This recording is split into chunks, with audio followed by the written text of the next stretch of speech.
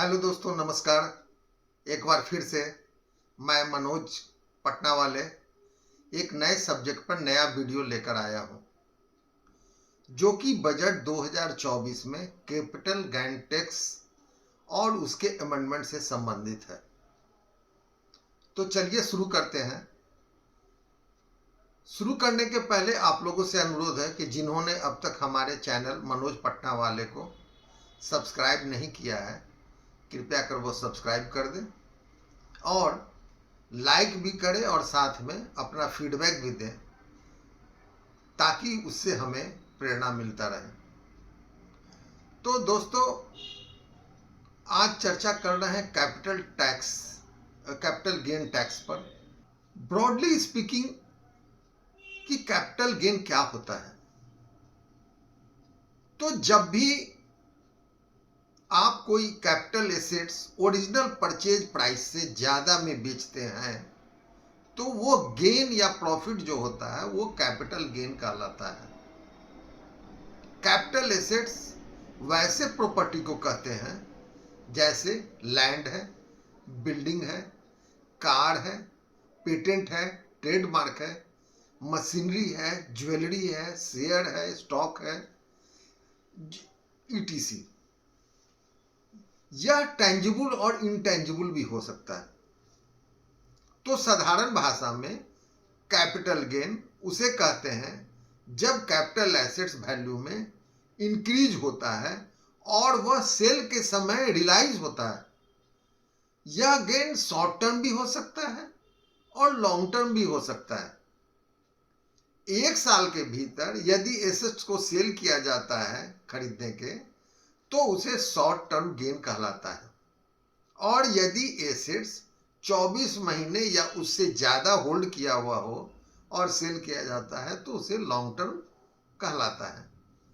तो capital gain तभी होता है जब एसेट सेल होता है और उस पर रियलाइज होता है, और जो गेन होता है उस पर गवर्नमेंट की तरफ से कैपिटल गेन टैक्स लगाया जाता है। और अगर सेल नहीं होता है तो उसे अनरियलाइज गेन कहते हैं। शॉर्ट टर्म और लॉन्ग टर्म जो कैपिटल गेन है उस पर सरकार अलग तरह से टैक्स लगाती है। अभी हाल ही में बजट 2024 में कैपिटल गेन से संबंधित कुछ प्रोविजन को अपडेट किया गया है। वित्त मंत्री सीतारमन ने इसे बजट पेश करते समय इन्होंने कुछ प्रोविजन को अनाउंस किया है। जैसे कौन एसेट्स लॉन्ग टर्म और शॉर्ट टर्म के कैटेगरी में आएगा, उसके लिए पीरियड निर्धारित किया गया है। वो शॉर्ट टर्म 12 महीने के पहले और दूसरा 24 महीने से होल्डिंग पीरियड ज्यादा हो तो वो लॉन्ग टर्म में आएगा। पहले जो 36 महीने वाला था उसे इस बार उसे हटा दिया गया। तो सभी लिस्टेड सिक्योरिटीज का होल्डिंग पीरियड 12 मंथ का दिया गया है और 12 मंथ से ऊपर वाले लिस्टेड सिक्योरिटी को लॉन्ग टर्म में जाएगा वो। जबकि अनलिस्टेड फाइनेंशियल एसेट्स और ऑल नॉन लिस्टेड जो भी फाइनेंशियल एसेट्स हैं उसका होल्डिंग पीरियड 24 महीने का रहेगा और वो लॉन्ग पीरियड में जाएगा। तो लिस्टेड इक्विटी शेयर जो है, इक्विटी ओरिएंटेड फंड का short term capital gain tax जो गवर्नमेंट ने बजट में प्रोविजन किया है वह 15% से बढ़ाकर आपको 20% कर दिया गया है। और अदर फाइनेंशियल और नॉन फाइनेंशियल एसेट्स पर पुराने स्लैब ही लगेगा। लेकिन for the benefit of lower and middle class income classes के लिए इक्विटी शेयर या इक्विटी ओरिएंटेड यूनिट का जो लॉन्ग टर्म कैपिटल गेन का ट्रांसफर पर जो एग्जेम्पशन लिमिट पहले 1 लाख रुपये था उसे बढ़ाकर आपको 1,25,000 रुपया कर दिया गया। हालांकि इस पर टैक्स को 10% से बढ़ाकर 12.5% कर दिया गया। तो जो 1,25,000 रुपये का जो एग्जम्पशन लिमिट मिलेगा वो पूरे साल के लिए मिलेगा। जबकि टैक्स रेट जो है बजट जो पेश हुआ है जुलाई 24 से ये लागू होगा।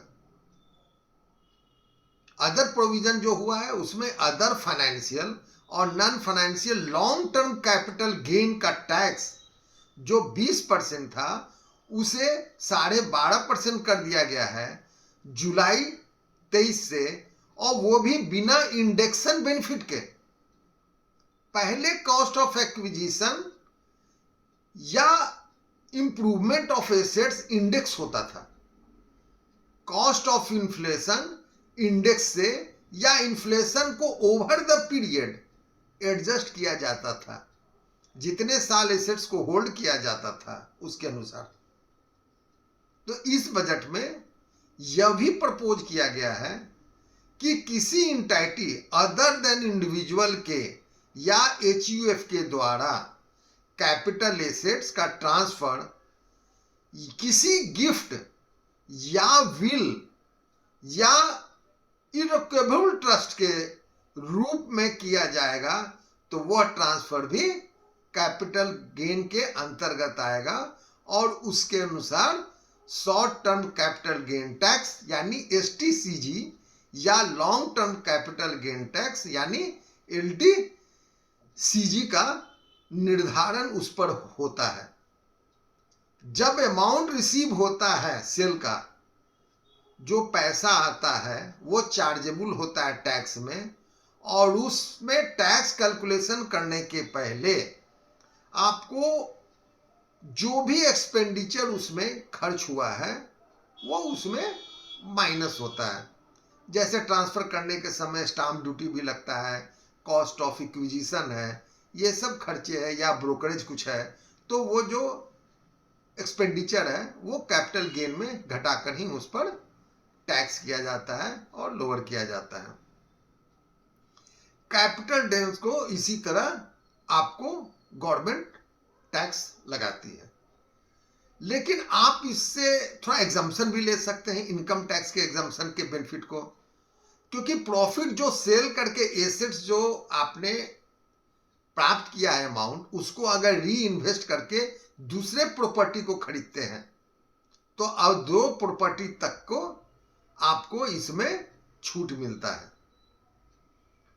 तो फाइनेंस मिनिस्टर ने अभी हाल में बजट पेश करने के बाद आपको 8 जुलाई को टैक्स पेयर को और भी इसमें अमेंडमेंट करते हुए जो 12.5% का टैक्स था विदाउट इंडेक्शन का, वो या 20% विथ इंडेक्शन का, वो दोनों में जो भी कम होगा टैक्स फैसिलिटी अवेल कर सकते हैं आप लोग।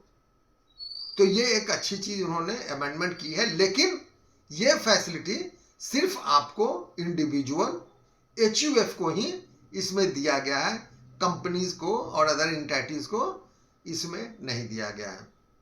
तो अभी हम लोगों ने चर्चा किया कि बजट खास करके 2024 में जो भी कैपिटल गेन टैक्स के संबंधित था और जो अमेंडमेंट लेटेस्ट 8 जुलाई को हुआ है उसके तहत। तो दोस्तों आज इतना ही, अगले वीडियो में फिर मैं उपस्थित होऊंगा नए सब्जेक्ट लेकर। तब तक के लिए आपसे अनुरोध है कि हमारे वीडियो चैनल मनोज पटना वाले को सब्सक्राइब जरूर करें और फीडबैक जरूर दें, ताकि इससे हमें प्रेरित और प्रेरणा मिलता रहे। धन्यवाद।